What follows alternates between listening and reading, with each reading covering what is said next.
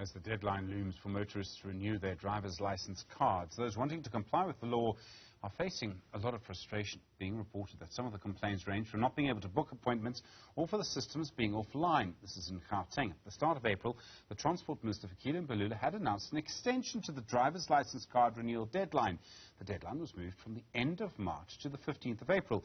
That is next Friday. Well, to find out more about some of the issues licence holders are faced with, we're joined now by the organisation Undoing Tax Abuses, Chief Legal Officer Stephanie Fick. Stephanie, good afternoon to you. I've seen someone in my family actually struggling to get an appointment just this week. What problems are people facing? I think that is the type of problems that people are facing, because you hear from the minister and the department that the centres are open, 24 hours. But if you can't get a booking, then it doesn't matter how long the centres are open. And you hear horror stories. People that are standing in a queue and just before they get to the front, then the system is offline, or someone goes on lunch, or it closes the offices and all of that.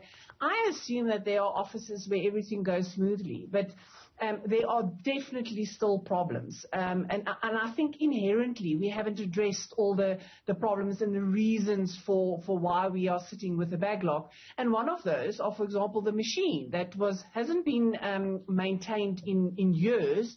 The department has struggled to get the tender out for a new machine, and it broke down. And out of the mouth of the minister, they will only sort of catch up with that backlog in September of 2022. And in the meantime, a lot of motorists are just frustrated by, the inability to renew their driver's license cards. And you know what? If you really think about it, your driver's license you have for life. It's only this card that you need to renew. And if you weigh up the problems that people are experiencing versus, this card, then, one questions. You can't put the burden of something like this on the shoulders of motorists. You're a lawyer advocate. What happens if someone tries to get their license renewed, is not able to do it, is not able to get their card renewed? I must remember to say card rather than license. So what happens if they get stopped by a police officer? Are they breaking the law? What would they have to show?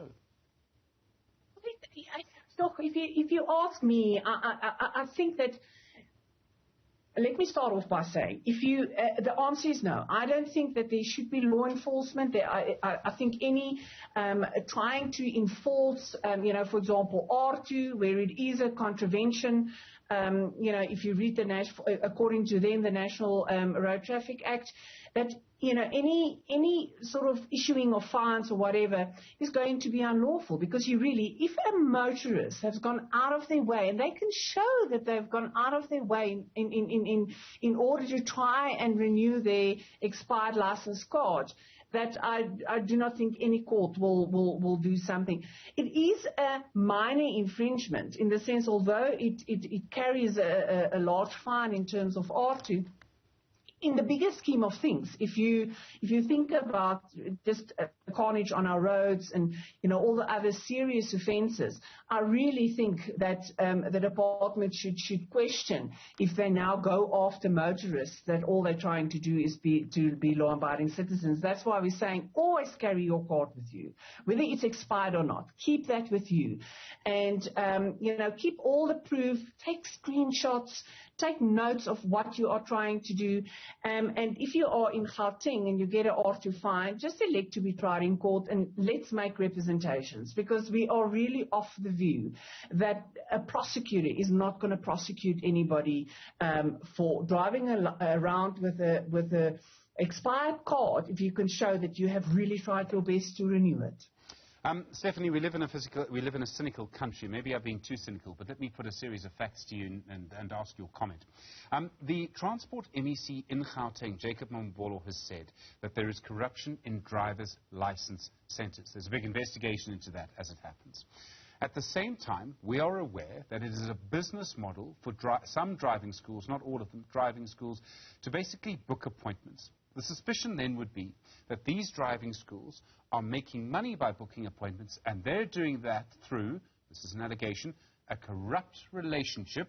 That's the allegation, that's the claim, not necessarily true, that with these officials. These are the same officials who actually will tell the system that there are no slots available. Do you see what I'm saying? Could there be an incentive for some people to make sure the system doesn't work? Well, if you listen to all the horror stories, and I think that it's about using intermediaries. I mean, I've also heard, whether this is true or not, but this is the allegation, is that, people that do bookings on behalf of motorists, they know when so that it's less a corrupt sort of element, but it is a problem, that they will know when the slots go open, and by the time that normal motorists that doesn't use intermediaries go onto the system, all the slots are taken. So I actually want to say, whether that is true or not, I think what it clearly says is that where there's smoke, there's fire. And that is some of the inherent problems. Administrative backlogs, administrative allegations of corruption that we need to investigate and make sure does not happen in order to fix the system. And, will we fix this in the time that is left? The answer is no, definitely not. So why not sit back and go back to the drawing board? Let the department lend out his ears to business, people that has been working in the technological space, civil society, and listen to the problems and try and fix it, to create a system that is, in the best interest of everybody. Because although there are criminals out there, I think a majority of motorists just wants to be law-abiding citizens, and you need to make it easy for them to do so. And that's why we're also advocating for, but really seriously consider moving the validity of your card from 5 to 10 years, because it will immediately also alleviate your problem of this administrative problems that you're experiencing. It will definitely not cure all the inherent problems that there are, but at least it's a start. It gives you an opportunity to really realize and take note of what is wrong. Listen to motorists, listen to these allegations, and try and fix it.